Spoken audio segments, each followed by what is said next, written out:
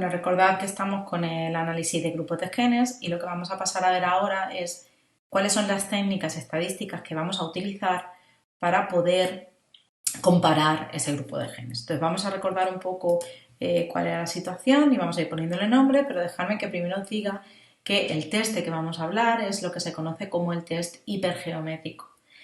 Este es el nombre que se le da en el ámbito biológico, pero en estadística es más conocido como el test de Fisher, ¿vale? O el test exacto de Fisher. El objetivo que tiene este test para nosotros, para lo que vamos a utilizar aquí, es entender la funcionalidad. Como os decía, lo que queremos es, nosotros tenemos un conjunto de genes diferencialmente expresados, se llama S0, lo vamos a llamar S0, ¿vale? Esos son los genes que a nosotros, en nuestro análisis, nos han salido con expresión diferencial. Tenemos ese grupo y lo queremos comparar con otro, S1, y resulta que ese S1 sí que sabemos qué funcionalidad tiene o qué tipo de proceso dirige, lo que sea, ¿vale? Entonces, eso lo sabemos a través de algún criterio biológico que se han agrupado esos genes en ese grupo S1, ¿vale? Entonces tenemos S0 y S1. Esos son nuestros grupos de genes que vamos a comparar. Aquí hay una cosa muy importante y es ¿cuál es el universo de genes? Se trata del conjunto de genes con el que vamos a trabajar. A veces no trabajamos con todos, a veces trabajamos con un subconjunto del genoma, pues porque ya sabemos que es ahí donde tenemos que mirar en esa parte o por cualquier motivo. Es habitual que se elijan todos los que pueden medir una plataforma dada, pero lo que tenemos que tener en cuenta es que el resultado que nos vaya a dar el análisis de grupos de genes va a depender en gran medida del grupo de genes inicial que cogemos. Entonces es mucho mejor si tenemos una justificación más allá de que son los que pueden medir la plataforma que estamos utilizando. Para que os hagáis una idea de cuál es la pinta estadística que tiene el test que vamos a utilizar, dejadme que os enseñe esta tabla. Tenemos S0, que es el conjunto de genes que se expresan diferencialmente, ¿vale?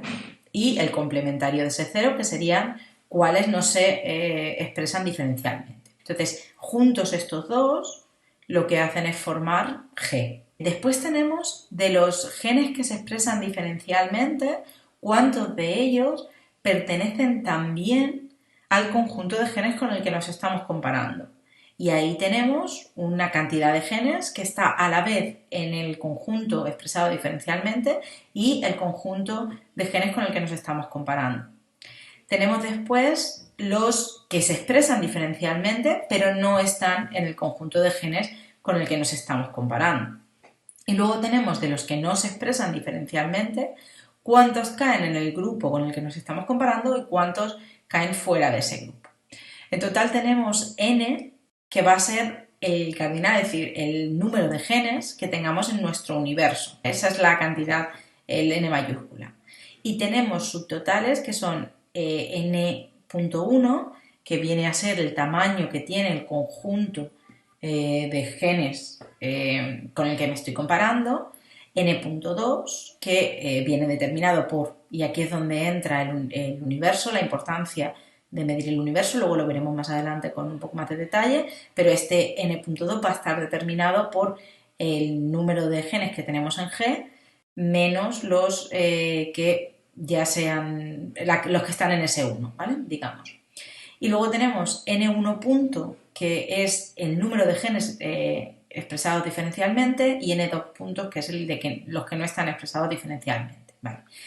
Este número lo conocemos de antemano porque nosotros hemos hecho nuestro análisis y sabemos cuántos están expresados diferencialmente, y este también, porque son los de G cuántos no están expresados diferencialmente, y lo mismo nos pasa con el número de genes que hay en el conjunto S1 y el número de genes de los nuestros, de los que hemos analizado, que no están en el conjunto S1, ¿vale?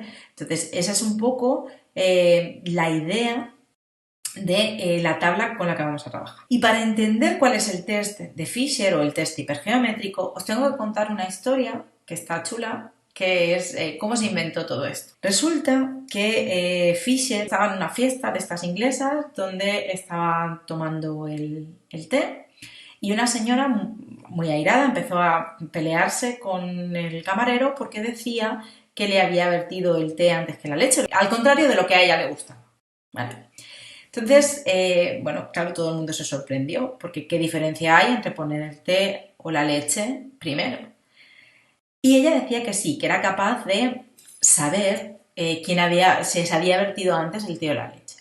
Y Fisher se quedó pensando y diseñó un experimento tipo de los que vimos en el primer tema para saber si realmente esta señora estaba diciendo la verdad o no, ¿vale? Tenéis un enlace que luego os dejaré por aquí para que lo podáis ver, en el que lo cuenta Fisher en un vídeo en inglés, un vídeo cortito y está muy, muy divertido. Pero bueno, vayamos a cómo lo hizo Fisher. Fisher tenía solo una hipótesis, a la que llamaba hipótesis nula. El tipo de contrastes que Fisher hacían eran así, solo una hipótesis. Eso daría para mucho más, pero no vamos a entrar en el tema. Simplemente deciros eso, que Fisher establecía una única hipótesis y su hipótesis, en este caso, era que no había asociación entre lo que la señora decía y lo que se había observado. Es decir, que la señora decía si se había vertido antes el té o la leche al azar, ¿vale? Y lo que intentó ver era calcular un p-valor, como siempre se hace con un contraste de hipótesis, y rechazar la hipótesis nula, es decir, no, esta señora realmente lo dice con conocimiento de causa, ¿vale? Porque no lo ha hecho al azar. Ese es el punto del p-valor en este caso. Entonces, para entender qué es lo que se hace en el test de Fisher, os tengo que contar un poquito de lo que se llama combinatoria. Rápidamente, bueno, el p-valor del test de Fisher se calcula de forma exacta porque se calcula de forma matemática mirando de cuántas formas distintas se podría haber obtenido un determinado resultado. Entonces, en concreto, él lo que hizo fue ponerle 8 tazas de té, de las cuales la señora sabía que había 4 que se había vertido la leche antes que el té y 4 en las que se había vertido primero el té y después la leche. ¿Vale? Esa es un poco la idea, ¿no? Tener 4 y 4.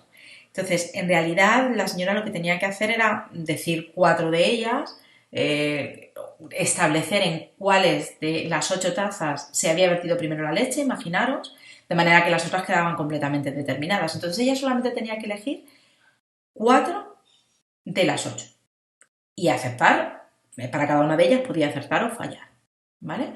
Entonces, fijaros, esta tabla, esta cogida de Wikipedia, podéis ir y consultar el experimento allí, que también está bastante bien contado, pero fijaros que podría ser que no hubiera acertado ninguna de las 4 que hubiera elegido como que se había vertido primero la leche, podía haber acertado solo una y la podía haber acertado de 4 maneras diferentes, porque podía haber fallado las 3 primeras y acertado la última, fallado las 2 primeras y acertado la tercera, y así sucesivamente, ¿vale? Y lo mismo para 2 aciertos, 3 aciertos y 4 aciertos. Fijaros que para 4 aciertos y para 0 aciertos solo hay una posibilidad, ¿vale? Mientras que para las partes centrales, digamos, pues hay más posibilidades. Bien, utilizando esto, a lo que Fisher, la conclusión a la que llegaba Fisher era que si la señora había acertado, que fue lo que pasó, las 4 tazas a la vez, tenía una única posibilidad de 70 de que eso hubiera pasado, ¿vale? Por tanto, estaríamos diciendo que la probabilidad de que eso hubiera sido al azar era muy baja, ¿vale? Esa es un poco la idea detrás del test de Fisher. ¿Y qué tiene que ver esto con el contraste que nosotros queremos ver en el mundo de los genes? Bueno, pues fácil. Lo que queremos saber es si la intersección de genes que están entre S0 y S1 es fruto del azar. Es como si dijéramos, yo tengo mis aciertos o mis fallos son los genes que están diferencialmente expresados en S0. Esa es la idea, ¿vale? Bien, ahora, esos genes que están expresados diferencialmente en S0 tienen una intersección con S1. ¿Esa intersección es suficientemente grande para que sea algo reseñable o es fruto del azar? Eso es lo que queremos probar, ¿vale?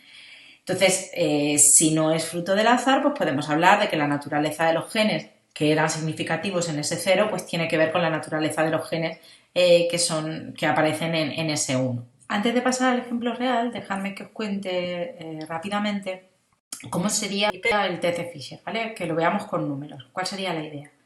En esta tabla que os presento, pues se da la situación de que tenemos 70 genes que nos habían resultado estadísticamente significativos, es decir, 70 genes que tenían expresión diferencial según el test que hayamos hecho, y de esos 70 hay 30 que coinciden con los de S1, que sería el grupo en el que estamos interesados, y 40 que no coinciden. Y luego tenemos 120 de los que no habían salido significativos, que sí que están en S1, y 156 que no están en S1. ¿Vale? Entonces, la idea ahora mismo es ver si estos 30 que están dentro de S1 y a la vez en S0, esos 30 significativos que están en los dos grupos, pueden deberse al azar o realmente es que tanto S1 como S0 tienen algo en común. ¿Vale? Esa es fundamentalmente la idea. Esto lo podríamos hacer de manera sencilla en R utilizando el Fisher Test, que básicamente lo que hace es un contraste de dos hipótesis. Hipótesis nula. Se debe al azar, es decir, no hay una relación entre los dos grupos, o no se debe al azar. ¿Vale? Entonces sí que hay una relación entre los dos grupos. H0 se debe al azar, la hipótesis alternativa no se debe al azar. Pero quiero que os fijéis en algo que aparece en este test que dice la hipótesis alternativa es en concreto que el odds ratio no es igual a 1. Después podríamos hacerlo unilateral, eso solamente en una dirección. Tenemos greater y less, ¿vale? Que fijaros que cambia, que nos dice que la hipótesis alternativa es que el odds ratio es mayor que 1 o que el odds ratio es menor que 1. Y fijaros que en el título de la diapositiva yo os pongo baja representatividad o alta representatividad. ¿Por qué ponemos esto? En el fondo lo que nos interesa es la proporción de genes que están expresados a la vez en S0 y S1, ¿vale? Con respecto a cuántos no lo están. Esa es la idea. El odds ratio es un cociente entre dos odds. Cada odds, ¿vale? Que es lo que tenemos en el numerador y en el denominador, habitualmente se expresa como una probabilidad dividido la probabilidad de que pase lo contrario. Es una cantidad que se utiliza sobre todo en apuestas y también mucho en el ámbito clínico, y cuando hacemos el odds ratio lo que estamos haciendo es ese odds de, imaginaros una apuesta, cuánto más probable es ganar que no ganar en un determinado juego frente a cuánto más probable es ganar que no ganar en otro juego, ¿vale? Entonces, básicamente esto nos acaba dando una idea de en qué juego es mejor jugar, por decirlo de alguna forma. Si hablamos de tratamientos médicos, pues es lo mismo, qué tratamiento va a dar mejores resultados. Es un poco lo que nos viene a decir el odds ratio.